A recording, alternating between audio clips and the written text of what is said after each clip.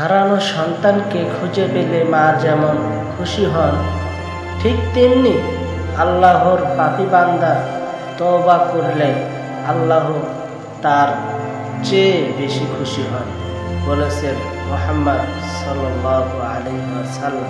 একজন মুমিন সর্বদাই আল্লাহর কাছে প্রার্থনা করবে, ও আল্লাহ, আপনি আমার সমস্যাগুলো আমার থেকেও ভালো জানেন, সুতরাং আমাকে ক্ষমা করুন এবং আমার জন্য যা ভালো তা আমাকে দান করুন। ভালো থাকার জন্য 5টি নিয়ম মেনে চলুন। 1. ক্ষমা করতে শিখুন এবং মানুষকে ঘৃণা করা থেকে নিজেকে বিরত রাখুন। 2. আল্লাহর উপর পুরোপুরি ভরসা রাখুন এবং দুশ্চিন্তা ঝেড়ে ফেলুন। 3. নম্র ভদ্র হন এবং সাধারণ জীবনযাপন করুন। 4. আপনার যা আছে তা নিয়ে কৃতজ্ঞ থাকুন।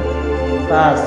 ভালো কাজ করুন, কিন্তু পুরস্কার শুধুমাত্র আল্লাহর কাছে আশা করুন। হে আল্লাহ, জানের চেয়েও প্রিয় তুমি, প্রাণের চেয়ে আপন, মনের মাঝে হৃদয় তুমি, আমার শত স্বপন, তুমি শত আশা আমার, তুমিই ভালোবাসা, প্রাণে মিশে আছো তুমি, তুমি আমার ভরসা।